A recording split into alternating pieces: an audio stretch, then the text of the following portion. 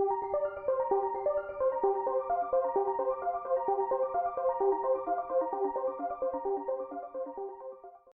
this webcast, we will explain some of the ways institutional investors find results with AI and how your organization's journey to an AI transformation can be very simple. I'd like to begin by introducing our speaker, Josh Pantany. Josh is the CEO and co-founder of Boosted.ai. Since starting Boosted.ai in 2017, the company has helped dozens of investment managers whose AUM totals over $1 trillion implement machine learning in their portfolios. As a student at the University of Waterloo, Josh co-founded his first company, Maluba, a deep learning natural language processing company. He has 8 patents to his name, all of which are core Maluba IP. Maluba was later bought by Microsoft. Josh was also a principal machine learning engineer at Bloomberg for 4 years and led many mission-critical initiatives. Without further delay, I'll pass it on to Josh. All right, thanks, Adam. So today's going to be considerably less structured than some of the previous talks that I've given. We had, I think, actually over 100 questions submitted. So we did our best to sort of summarize some of the top themes and produce a list of about 8 questions that we think captures about 80% of what's been asked. But if there's ends up being a question that you have that's not covered by this, feel free to submit it, and we'll try to see if we can answer a few more free-form questions close to the last 15 minutes of the presentation. I guess kind of another note I want to make, I could honestly probably give an 1-hour talk on just about any of these questions. Non-stationarity, as an example, is a very sophisticated question and topic that I would, generally speaking, prefer to spend a lot more time on. So I'm going to be relatively technical in answering these questions. Where possible, I'm also going to do my best to sort of illustrate the questions and how to solve some of them using our product. But just note that I'm going to be relatively shallow compared to the depth of the question being asked. So I'll maybe spend 4 or 5 minutes tops per question. And if there's enough interest in some of these topics, we could probably do further webinars that focus just on non-stationarity or just on overfitting or just on use cases as a few particular examples. So with all that being said, really the 8 things I want to focus on today: how much data can the machine handle? How quickly can the machine learn? How fast can you deploy it into your process? I'll talk a little bit about some of the more popular techniques and applications. And I'm also going to talk about why a lot of the standard sort of off-the-shelf stuff doesn't really work that well. I'll talk a bit about non-stationarity, although like I said, it's a very deep content, a very deep topic. So we'll be relatively shallow in response. I'll talk a little bit about overfitting, ways of mitigating, ways of analyzing it. I'll talk a little bit about the types of users that are using our system and having success, a little bit of a breakdown of the demographics. I'll talk about some of the advantages and ways that you can develop a competitive advantage. I'm going to talk a little bit about the sort of black box nature of some of these nonlinear approaches and how we think about solving that, how we think about giving transparency and visibility into the model. That in and of itself is actually a very, very detailed topic. I did give a previous lecture on explainability, interpretability in machine learning. So I do recommend you check that out, but I'll give a few more sort of practical application examples today. And then finally, I'll cover a few different specific use cases, how people are using this in their process, and ultimately how we can enhance alpha, reduce risk, affect drawdowns, et cetera, using machine learning, both on the signal generation side and the portfolio construction side. So just to start off, one of the first questions was around how much data can a machine learning model use? And I'd say I think this is probably one of the biggest transition points. If people are used to more traditional quantitative approaches, a lot of times we'll see sort of initial users come in and they'll maybe try 2 to 3 variables. Maybe you'll do a really advanced multi-factor model and you'll throw in 5 different variables. And the reality is machine learning is really, really interesting because it can handle a lot more. Some of our bigger models have as much as 30 different factors being thrown at it. And then some of the smaller models are going to be more in the range of 10 to 15. However, when you're putting in variables, it's more about trying to get more sort of orthogonal sources of information than it is the sort of sheer number of variables, right? So if I put in, say, analyst expectations, that's maybe giving me a slightly different view of the company than the momentum is, which is maybe giving me a slightly different view of the company than the particular set of sectors that it's in. But if I just throw in, 5-day price momentum, 6-day price momentum, 7-day price momentum, etc., number one, the model's going to gain less advantage by effectively having the same information repeated. Number two, if you throw in too much data, you run into something called the curse of dimensionality. It's a real technical term. Basically, what the curse of dimensionality means is if you have too many variables and not enough data points for those variables, you can run into situations where something is not really statistically significant, but the model picks up on it. As an example, maybe there was one time in history where the 7-day was positive, the 6-day was negative, the 5-day was positive, and the 4-day was negative. And it'll just take that one particular time and say, okay, well, anytime that exact pattern repeats, you're automatically a buy. And it's not a legitimate thing. It's just that the only time that pattern occurred, it happened to be a buy. And so the machine will think that this is a very pure example and try to sort of overgeneralize it. Now, we do have a lot of techniques that are built into our ML that'll try to smooth some of these things out and obscure it and randomize and a whole bunch of other approaches to try to prevent that form of overfitting. But sort of long story short, the sweet spot is probably 15 at the low end, 60 variables on average, 300 at the top level. And then you ideally want to be creating as much sort of difference in the different types of variables that you're feeding in. In terms of the underlying data, again, depending on exactly what you're trying to train, you can handle a fairly large amount. So, if you're doing a daily model as an example, we're literally grabbing data from every single trade day. And we usually use at least 8-year windows. The other thing is that generally speaking, the way that some of the more advanced ML operates, and I'll talk about this when I talk about some of the techniques, tend to sort of compare different companies to each other. So if you're talking about, say, the S&P 500, that's 250,000 comparisons per trading day, something like 260 trading days in a year times a 10-year backtest times, say, 300 variables. Long story short, that's a lot of data that you can feed into some of these models and a lot of analysis and patterns that it can extract out of it. In terms of how quickly can the machine learn, or how quickly can you get some value out of it?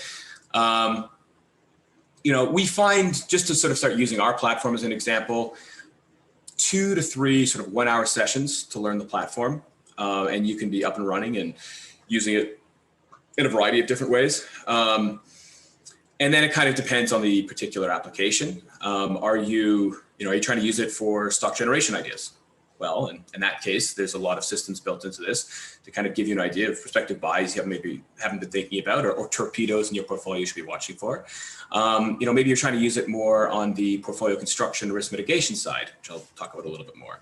Well, in that case, you probably want to start looking at some of your current positions. It can help a little bit with sizing. Maybe you want to use it to launch, a new ETF or mutual fund product. Well, that's generally speaking going to be a longer process. You want to sort of figure out the mandate, what's going to be interesting, and sort of incorporate it in that way. So in terms of time to use, probably on the bare minimum side, using an application like ours, you're talking a 2 to 3 hour investment. But some of the longer range projects we've worked on have taken 6 months from the beginning to full implementation. So it really just kind of depends on what you're trying to do. Okay, what are some of the most popular techniques and applications? So kind of underneath the hood, in our particular system, the way it works is we've grabbed a whole bunch of different sort of off-the-shelf standard algorithms. So of course, the most standard still is going to be linear regression. And then there's a number of firms that have sort of moved beyond that. And there's different types of gradient boosted regression approaches. There's been a lot of success in trying to use random forest-based techniques.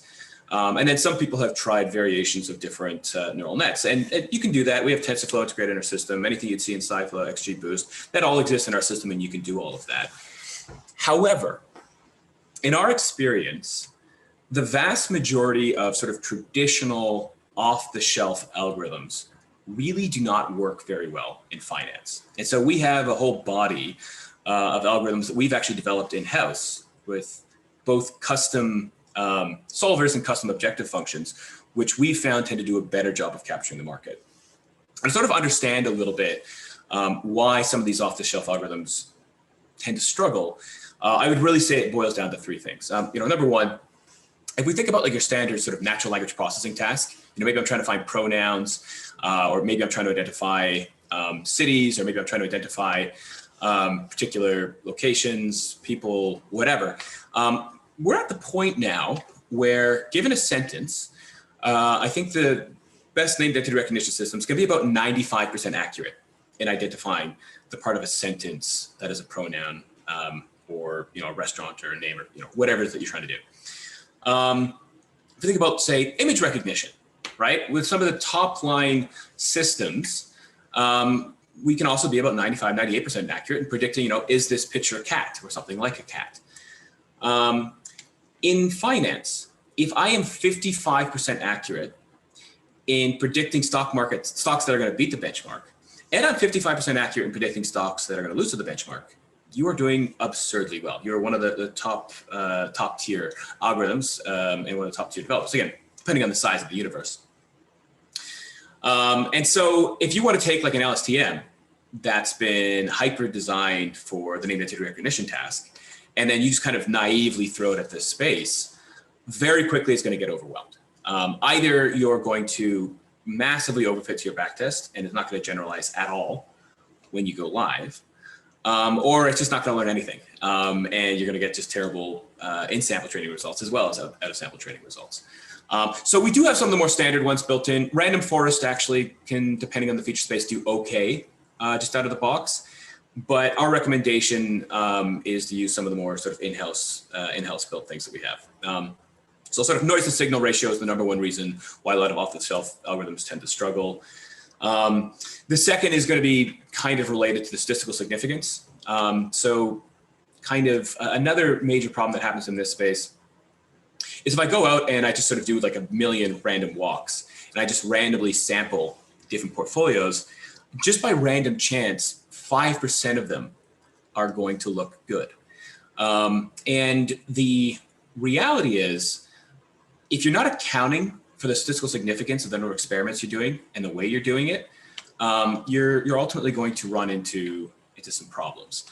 And so the other thing is that not only is it important to run these experiments and use things that are properly designed for the noise to signal ratio, but you need to be sort of evaluating the statistical significance of it and preventing what's called p-val hacking, which is basically the process of running so many experiments and trying out so many different techniques that the results you get are not real. They just kind of look real because you've done enough random walks. And then the third thing, and I'm going to talk about this a lot on the variable side in just a minute, but the third thing is related to non-stationarity, which is basically that the meaning of the underlying data is changing over time. The regimes can shift and change over time. And so you need to make sure that you're developing a machine learning algorithm that's adaptive, changing to the market space, learning a new understanding of the world while retaining what makes sense from its old understanding. And a lot of algorithms are just not really well designed for this kind of continuous adaptive learning.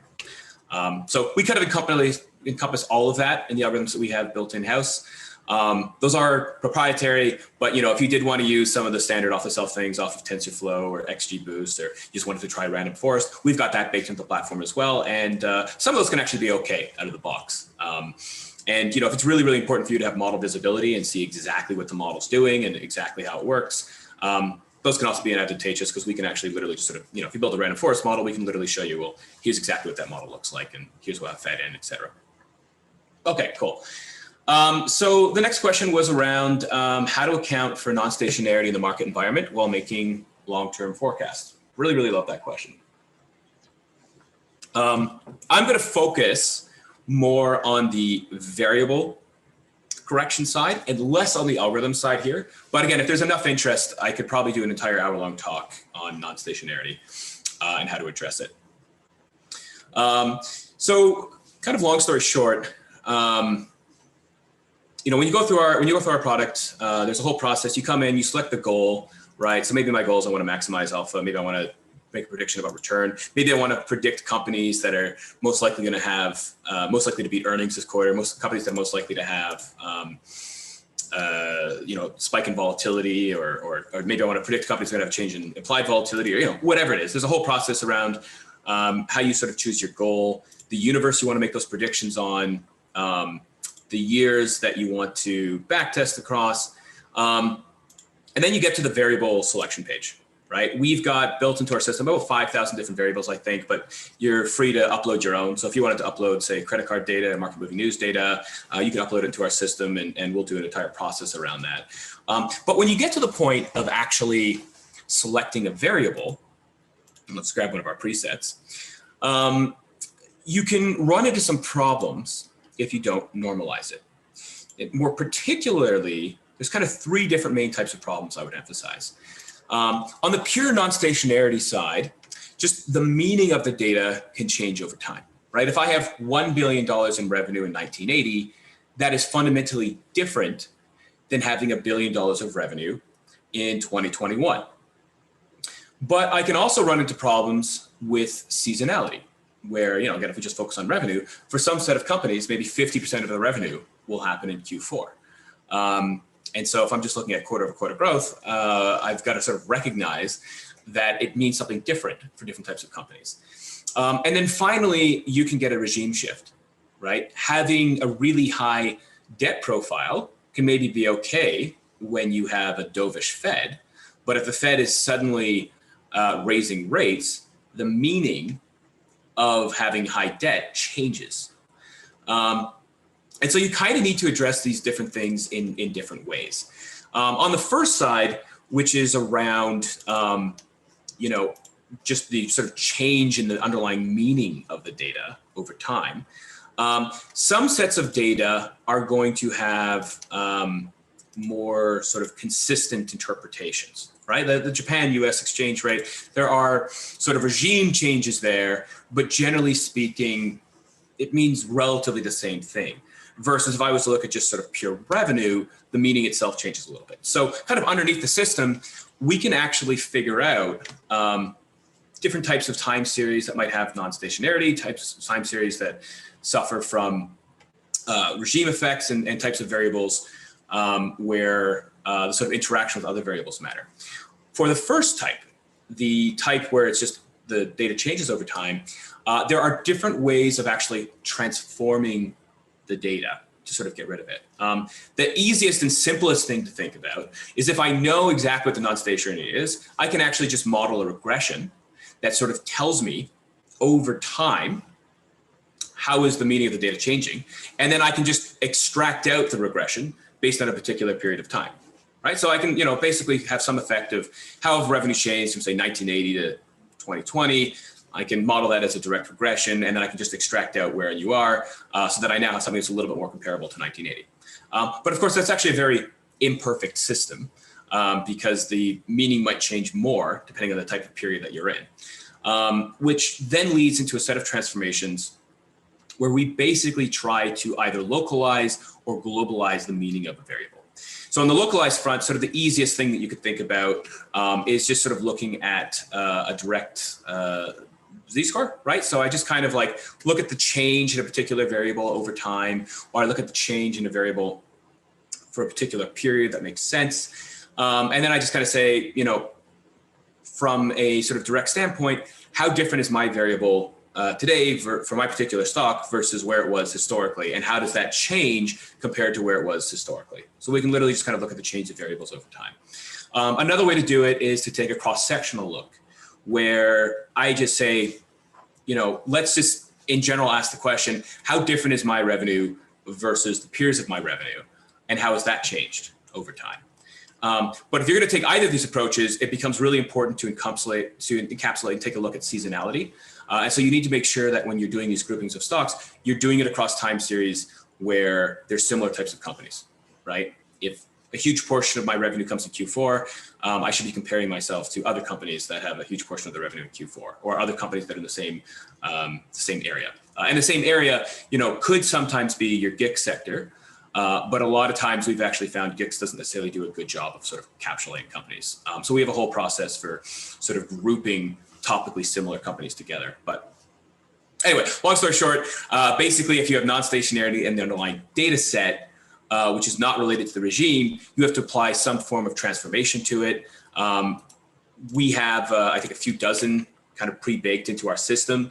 And we'll identify based on the time series what normalization we think is appropriate. But you also have the ability as a user to kind of come in here and say, well, okay, no, I think I want to explicitly extract out non-stationary this way, or I think, I know this series follows power process, so I want to explicitly transform it using Voxbox or, whatever. There's all kinds of different ways of sort of directly forcing the system to transform. But underneath the hood, long story short, if you've got something that has some form of non-stationarity, you have to be looking for it, and you have to be transforming the data so that it's a little bit more universally comparable. And there's just a whole bunch of different ways to do that on kind of a situation by situation basis. And again, if there's more questions on this, I can revisit it near the end. And it's a very complicated topic, so we could probably spend a long time talking about it. Okay, how can you stop the customer from overfitting the model when they are building something? So there's a bunch of different things that feed into that. Part of it is actually how the algorithm itself is set up. But a really big part of it is actually how we set up our experiments. So when we're building a model, we really have two different things that we pursue. The first side is, how do I come up with a set of signals? How do I use a set of variables to find a set of patterns that do a good job of predicting a set of companies to buy and a set of companies potentially to sell? And so the first part is basically around signal generation. And if I do a good job of signal generation, then in theory, I should see it so that the top 20% of stocks have a higher average return than the next 20% of stocks, and the next 20% all the way down to the bottom. And then the second side of this is, once I have a set of solid buy and sell signals, how do I actually want to construct my portfolio to achieve some kind of objective, right? So I could be trying to set up my portfolio so that I'm trying to maximize my Sharpe. I could be going long and short. I could be going long only. I could be targeting a turnover percent of 40% a year, or a turnover percent of, say, 5,000% a year. I could be trying to maximize Sharpe while minimizing my exposure to the oil sector, or minimize my exposure to the oil factor, or maximize my Sharpe while minimizing exposure to momentum, et cetera, et cetera, et cetera. And so for us, we think of those as sort of two different processes, and you need to some degree, evaluate them in two different ways. So on the signal generation side, what we are basically doing is evaluating how accurate the model is from a sort of right prediction standpoint. So if I'm generating a signal and I'm trying to figure out the top quantile, the next quantile, the next quantile, all the way down to the bottom, how good of a job have I done in actually creating these quantiles that are somewhat separated from each other? And then the secondary thing is specifically, what is my batting average for the set of stocks that I've chosen, that I've decided I wanted to buy? What is my batting average for the set of stocks that I've chosen I want to sell? And if you set this up well, ideally, the stronger the signal is, the better your batting average gets. And then finally, what does the actual spread look like from the top quantile to the bottom? So we have a number of different metrics we look at. And ultimately, the way we are doing this is simulating it very, very similarly to how you would do it live. So if you're doing, say, a 10-year back test, you're actually prospectively seeing almost 120 different models underneath the system. So for, say, 2008, we take data from 2000 to 2007. The main model is going to be trained on that data. There's going to be a validation, hyperparam tuning process. And then for the month of January, we do a set of predictions. It's the very first time that model ever gets to see that data. It makes a set of predictions on it. And then at the end of that month, we can then roll another month of data into the training. And so you've basically got this continuous rolling window of new data. You've got this continuous changing and adapting model over time using this underlying data. And you're evaluating basically how well that model over many different simulations is able to do at sort of capturing the market, coming up with predictions, and how consistent that prediction is over time. And if you do it that way, with enough of these sort of semi-independent events, you can get to the point where statistically you can run a reasonable number of experiments. We estimate, based on the number of, based on the way that we do it, you can run about 1,000 experiments before you start to run into eval hacking as a major issue. It still can become an issue, if you can do enough experiments. But if you do it properly, you can set it up in a way that you've got a fair amount of space in terms of how you explore. Now, from the secondary side of this, on the sort of portfolio construction side, let me take a step back too. Another kind of cool thing is because the model is constantly learning and adapting, you can actually see over time that the model learns different representations of the space and different understandings of the space as time goes on. And I'm going to talk about this later when I go into interpretability and explainability of the model, but just kind of an interesting note as well. In addition to being able to come in and create these relatively statistically solid experiments, I can also just kind of come in and evaluate how well is the model, learning the space. Do the lessons it's learned make sense? Do they somewhat align with human intuition, or is it picking up on something that's maybe a little bit unexpected? And then if so, why? So those kind of things, once you've got really good model interpretability, those things work in tandem a little bit.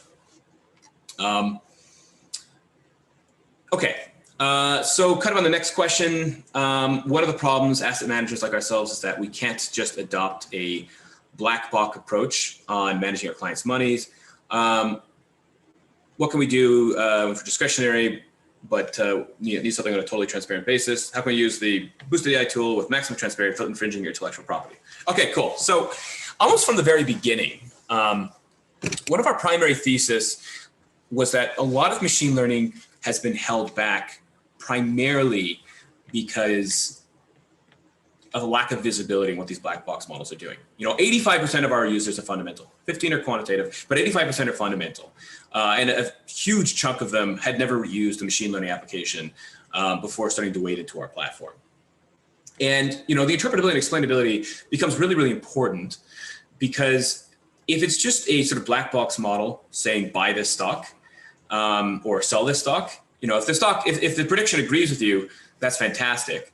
But if the prediction disagrees with you, it can be really hard to sort of operationalize that prediction. If it thinks something's a sell and you think something's a buy, what do you do with that information? Do you, reject your own intuition, suddenly change over to being a quant?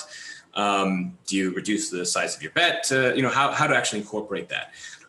We've built a system in such a way that it's not just going to say buy or sell this stock, but here's why to buy or sell this stock. Here's a detailed explanation. And from an allocator standpoint, I think what that's really, really important is sort of understanding what's driving the underlying portfolio. What types of circumstances do we expect the portfolio to do well? What type of circumstances do we expect the portfolio to do poorly? And how is it actually capturing and analyzing risk? So kind of interpretability and explainability is a really, really massive topic. But I'm going to do my best to try to cover some of the stuff we do really, really fast.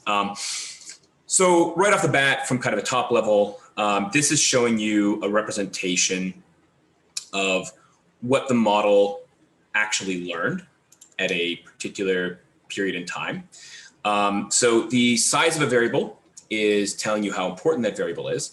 And the distance between the two variables is actually how much they're used in combination. So this is telling me analyst expectations is important, but it's important when I say combine it with the type of sector that it's in.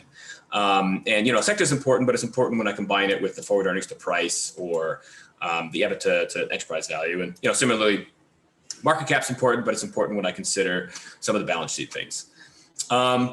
But I can actually kind of take this down to a ranking level and start asking the question around, okay, what are the set of stocks that you want to buy? What are the stocks that you want to sell, and why do you want to buy and sell these, right? So this particular one, this was June 22nd of last year. I just kind of chose this date and example at random. I like this stock because analyst expectations were high for that company compared to where they've been for that company historically. And they were also high relative to its peers compared to where it's been to its peers historically. The asset to price ratio was good. At the time, I guess it liked non-volatile sectors. So the sector looked particularly good, and then it's got relatively good cash flow. And not everything was green, right? There were some things here where it says, the sales to price ratio is potentially a bit of a concern, but it's basically highlighting, here's a buy that we really like, and here's why. Here's some of the things that kind of led into that. And you'll notice that the set of explanations it gives are actually different for every one of the predictions. And that's because underneath the hood, the model is actually able to learn a more nuanced view. It can figure out, as an example, that maybe price to earnings is a good variable to look at for, say, industrial material companies, but maybe price earnings growth is a good thing to look at for technology companies. Maybe high beta or high volatility is a good thing if I've got really good earnings momentum, and maybe high volatility is a really bad thing if I have negative earnings momentum. Just as a few particular examples. So we can also kind of flip this around, take a look. You can see it hated a lot of energy stocks at the time. Part of it is related to the sector it's in, but a big part of it is also just like there's a lot of really negative signs in terms of revenue growth, where the cash flows are, et cetera, et cetera. So you can kind of make sense. It gives you a bit of a sense of here's why it's choosing particular stocks, and here's why it's just choosing others. And we can actually take this a step further. And we can come in and start looking at feature importance. So at the sort of like feature importance level, I can actually start sort of zooming in and saying, okay, what are the most important variables that the system picked up on?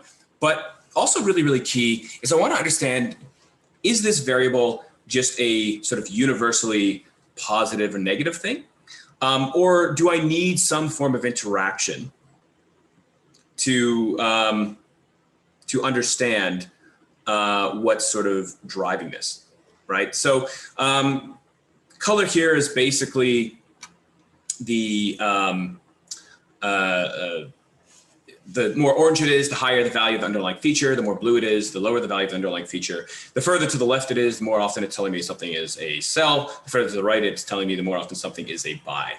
And so what you see that's really kind of interesting is for something like 9-month price momentum, it's clearly a very important feature, but you'll notice that the orange and the blue are mixed. And what this means is that having a very high price momentum doesn't necessarily mean that it's a good buy or good sell. And simultaneously, having a low price momentum doesn't necessarily mean that it's a strong buy or a strong sell. It means that it's very, very important signal, but I need to combine this signal with other sets of information to get an understanding of what this thing means. In some circumstances, having a really good price momentum is a good thing. And in some circumstances, having a very high price momentum is a bad thing. I need to combine this with some other variable. Whereas if I take a look at beta, having a very high beta in June of this year is almost universally a bad thing. If you're a very high beta stock, generally speaking, the model is going to prefer you less. There is a negative direct relationship with it. And then you'll end up in some other interesting situations where for some values of the feature, it's just on its own a useful feature. And then for other values of the feature, you really need to combine it with a few other things. So this starts telling me a little bit about, is the model learning from just univariate representations, or is it combining different sets of variables together in order to learn particular lessons? And then we can then go further and sort of ask the question, okay, how is it combining these things, right? So we saw earlier that the 9-month price momentum is an important signal.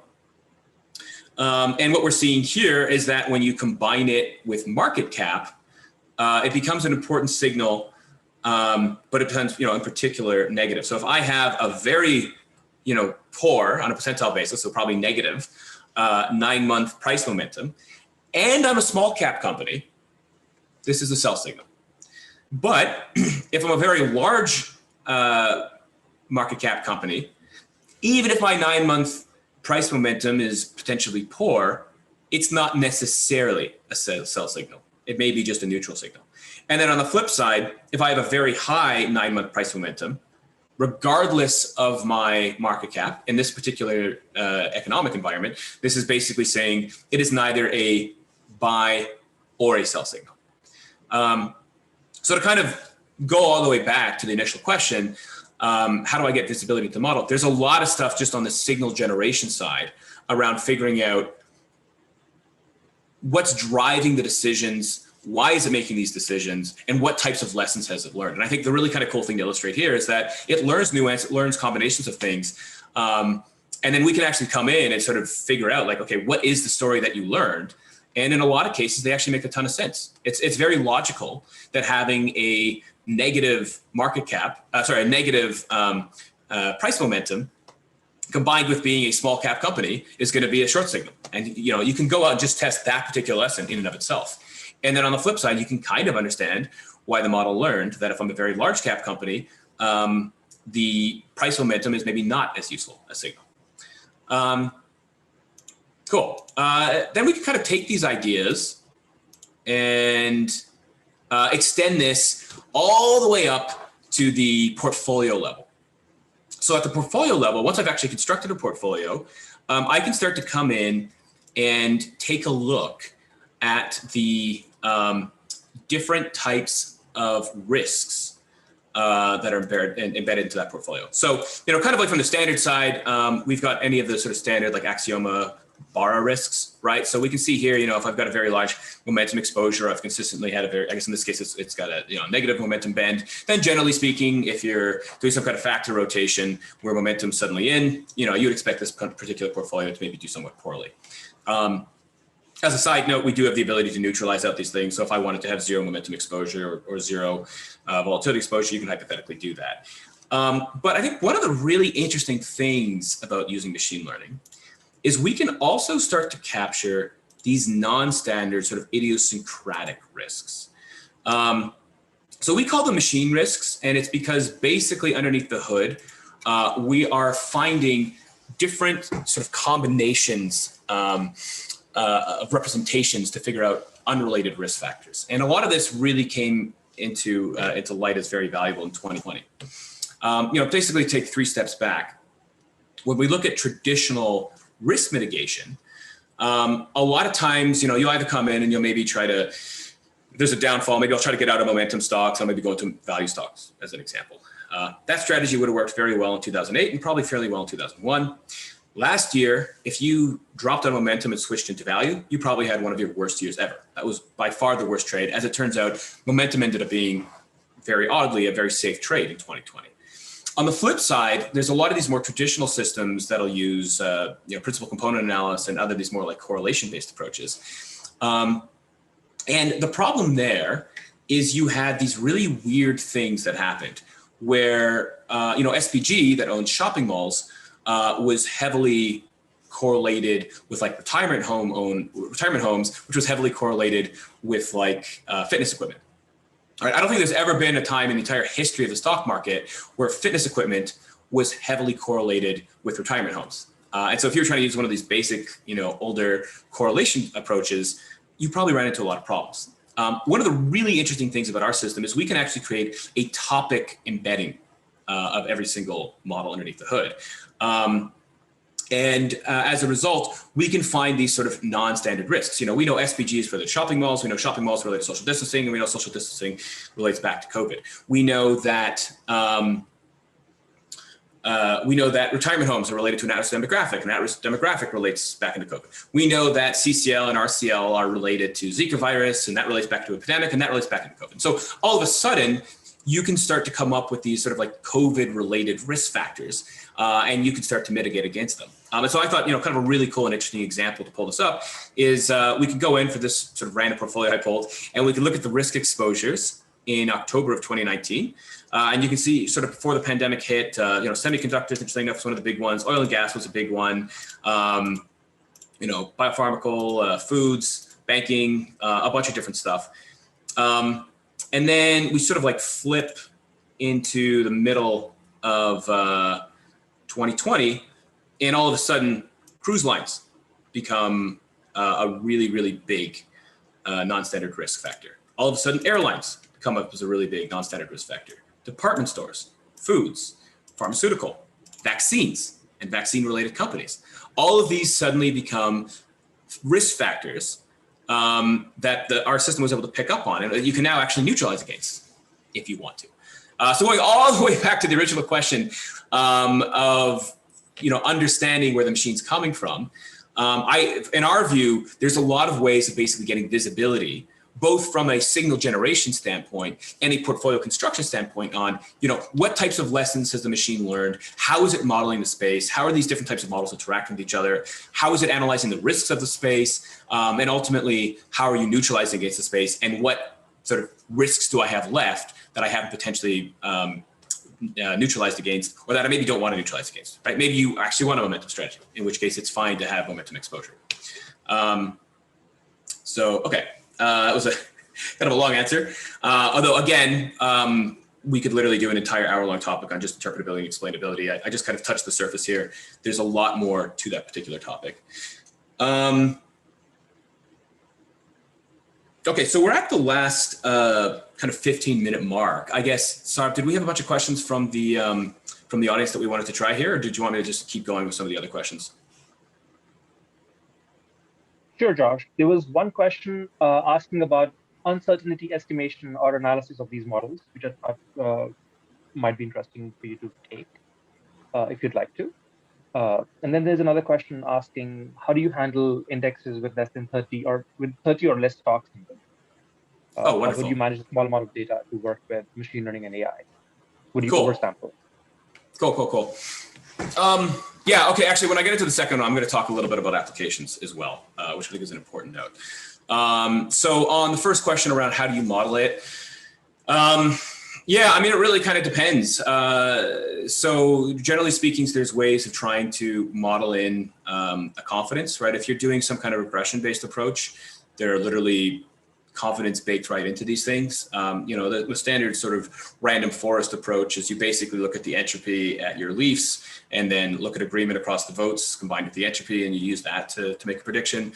If you're trying to do like a linear or direct or boosted regression or something like that, there are literally confidence scores you can get directly from the regression. And then if you're doing another more nonlinear approach that's not necessarily regression, there's ways of doing binning and sort of trying to induce a confidence that way.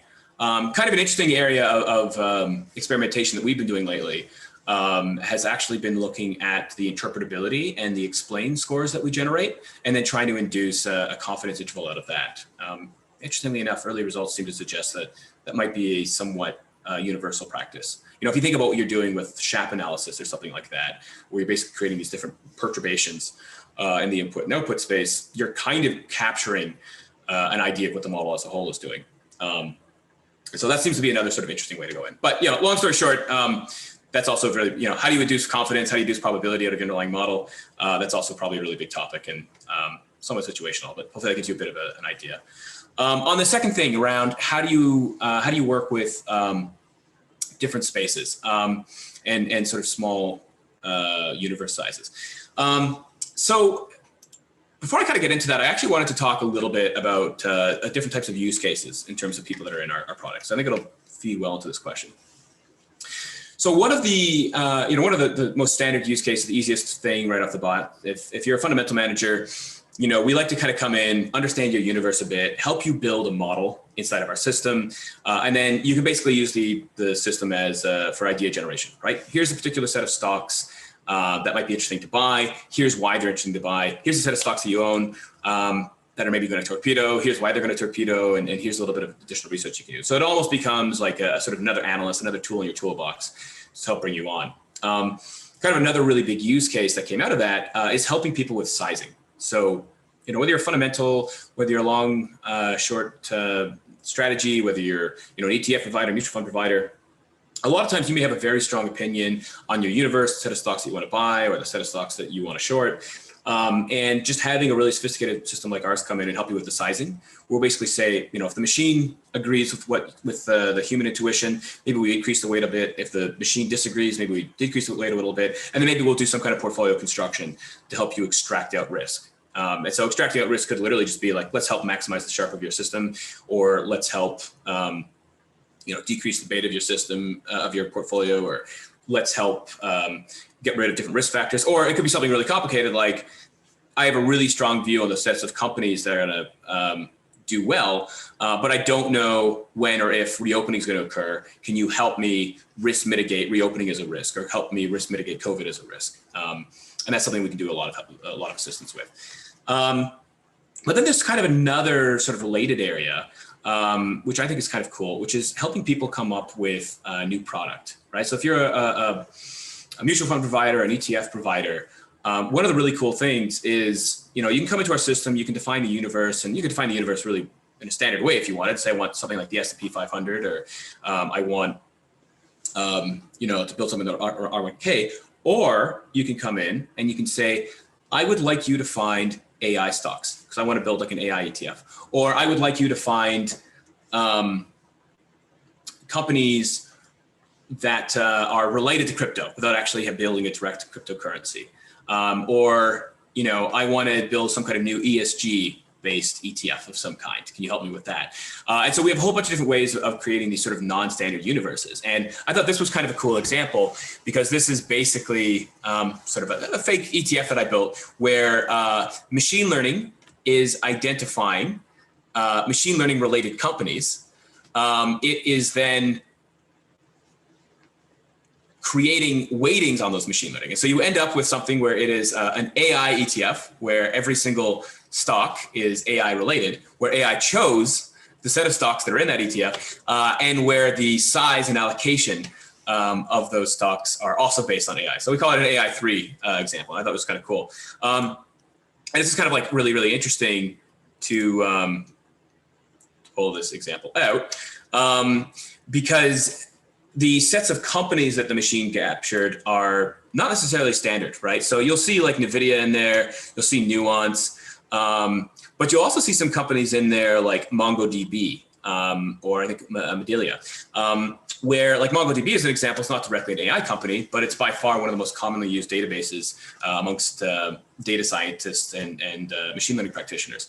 Or you'll see like a CRM company in there, where a core part of the CRM system is basically powered by machine learning. So it's interesting because it'll get these non-standard stocks that I kind of don't think would show up in, say, like Robo or the bots ETFs. And then, of course, on the top side of that, the machine is actually creating weightings and allocations into these, and the performance tends to do very well. Okay, all the way to the original question of how do you operate with a low number of stocks. So for this particular example that I pulled up, I think it's got about 18 different stocks at any given period of time that it's grabbing into it. So very, very concentrated, and relatively low information density compared to if I was doing, say, the S&P 500. So right off the bat, there is a bunch of techniques you can use around just kind of when you're training and building the model, doing it in more of a sort of cross-sectional way, where I'm trying to compare every stock to every other stock, and that can allow you to extract a lot of information out of it. But we've also found that if you do a little bit of transfer learning, you can get really, really good results.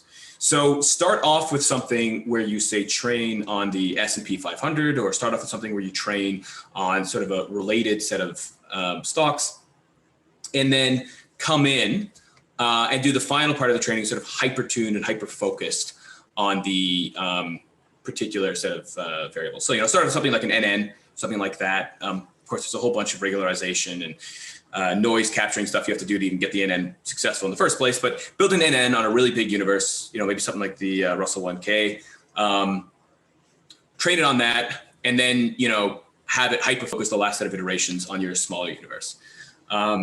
And I guess it's the kind of final point I would make is if you're going to do that strategy, which can be actually quite successful, you just have to be really, really careful to make sure that there's no survivorship bias in the underlying initial model. You have to make sure that if you're building a sort of consistent stock universe where you've captured all the companies that have gotten bought out, or all the companies that have gone bankrupt or whatever. And you got to normalize your data, yada, yada. But if you're doing a good job where you make sure that you've got a space that's somewhat comparable between the smaller universe and the bigger universe, start with training a really big model on a big representation, and then switch to training a smaller model on the smaller universe. We found that to be a really, really successful practice. Cool. Any other questions? One more. Could you explain more how your product helps with sizing by using machine learning? I understand how factors are used to train a stock rank, but if you could help with that explanation on sizing. Yeah, absolutely. So there's kind of two different ways to look at it. Oh, I didn't even get into factor timing. Okay, I'll see if I have time at the last minute. So there's kind of two different ways to look at it. The first is basically around just helping with risk mitigation, right? So if I come in here and I take a look at my initial model, this particular one is a long-short model, I can see over time my different sets of risk exposures. And actually, I think my favorite example to pull up would be this particular one. So this is an R1K model. It's got relatively good signal. And initially we just kind of let it run freely. We let it have, whatever set of exposures it wants. And by allowing it to run freely, we'll see momentarily,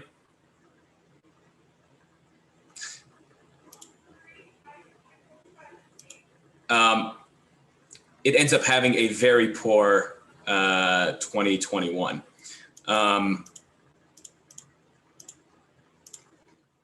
Demagogues didn't want me to show that one, I guess. It ends up having a very, very poor 2021.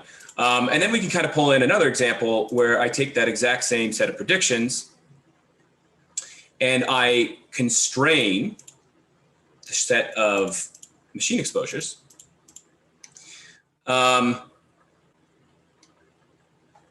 And yeah, okay, here. So you can see I've got these nice sort of bands on my factor exposure. And the sort of end result of that is, when I compare the factor exposure where it's just allowed to do whatever it wants, in the original model, it eats a lot of pain in February and March. And it ultimately sort of ends the year, a little bit up, but honestly doesn't have a very exciting year. And then, again, in this year, it's again having a little bit of struggles. Whereas if I come in here, I have the exact same set of holdings. I have the exact same set of underlying signals. But in this case, we came in, and this was all done live, by the way. So this was done kind of beginning of February. We have the exact same set of exposures. We've limited my exposure to these, exact same set of stocks, but we've limited our exposure to these set of factors. And the end result is kind of insane. I go from having this really, really negative period at the beginning of the year to actually ending the year up 31%. And then again, the same kind of pattern continues this way, where instead of being up 10%, I'm up almost 20%. Because the underlying model had some good idiosyncratic signal, but a lot of these factor exposures it had really, really hurt it in February, March, and then again in November. Whereas in this particular model, because of the way it's able to sort of constrain its exposures over time, it's able to do quite a bit better. So that's one thing right off the bat, where it's basically just looking at your risk exposures and then trying to trim off basically unintended bets or unexpected bets. And COVID being the preemptive example, but there could be all kinds of things. There's a lot of retail risk being this year, and there's other things that could kind of come in. The other way is by kind of working with the human and the machine together, where we basically say, all right, let's take your current portfolio and let's just find situations where the machine likes a stock and you like a stock. And let's find situations where you don't like a stock and the machine doesn't like a stock. And in cases where there's human-machine agreement, we increase the size a little bit. And in cases where there's machine-human disagreement, we either decrease the weight a little bit, or if you're negative on the stock, we increase the size of the short a little bit. And so the combination of both of those two things we've found can result in literally a few hundred beeps in additional alpha. It can reduce your drawdown. It can affect your Sharp. It could be a very valuable tool. So hopefully that illustrates it. But again, if you wanted to see that really in practice, probably best to actually see a demo, and we could literally go through a particular portfolio example and sort of show what that looks like. Great. I think we are at the top of the hour, but we can take one more question, Josh. There were a number of questions asking What are some of the technical challenges, challenges with talent, challenges with logistics, on how to get started with AI in asset management? If you could Right. maybe touch on that, that'll help a lot of Yeah. people. Yeah. Sorry, there was a question related to what types of people are using it. So 85% of our users are fundamental users. I know, everything I just showed can be a little bit intimidating when you're first looking at it, but we've had plenty of people using this where it's really, really easy to get started. In this example, I'm trying to answer a lot of very technical questions, but you can actually come in this relatively shallow. Like a really good starting point might be, is there signal in credit card data? And so we'll just come in, we'll build, say, a alpha prediction model off credit card data, and then, voila, here's a set of companies that are potentially buys, and here's sort of where it's coming from. And then, of course, there's the ability to go really, really technical. So, about 85% of our users tend to be fundamental. And, some of these can be fundamental PMs that have been operating for a long time without using the current space. We have also kind of a white glove service. So we have some client support guys that really know the space. A few of us actually used to be fundamental PMs before switching over and joining this company. So, if you are a firm that doesn't have too much in-house, you don't have any programmers, you don't have any of that technical background, that's fine. We can work with you, and there's a lot of value you can get very, very quickly. On the flip side, if you're trying to develop this yourself in-house, we're a 33-person team. We have the founding members of the Bloomberg machine learning team. I also grabbed a whole bunch of people out of sort of the Microsoft research group. Basically my first company, I sold it to Microsoft, and it turned into a division of Microsoft Research. So I grabbed a bunch of people out of there. We have a few ex-Tiger PMs working for us. We have some people who've been, actively managing billions in assets for years before they joined us. And so I'll just say it's kind of a rare collection of talent, and it still took us a few years before we had something I really felt was market ready. So just to kind of give an idea of scale, if you're trying to build this in-house, it's definitely doable, but it's a multi-million-dollar project, I would say, versus trying to use something like this platform where you can get started pretty quickly. And then in terms of like really advanced users, about 15% of our users are quant, and they run really the gamut across different types of firms. Generally speaking, though, if you're a quantitative user, this is advantageous because it can give you an idiosyncratic, non-correlated source of signal. And a lot of times the users are tending to use their system either to evaluate data sets or to trying to sort of soup to nuts construct an entire strategy, out of the system. Pardon me, a bit of a long-winded answer, but hopefully gives you an idea. Very helpful, Josh. We're at the top of the hour. Any parting thoughts before we close?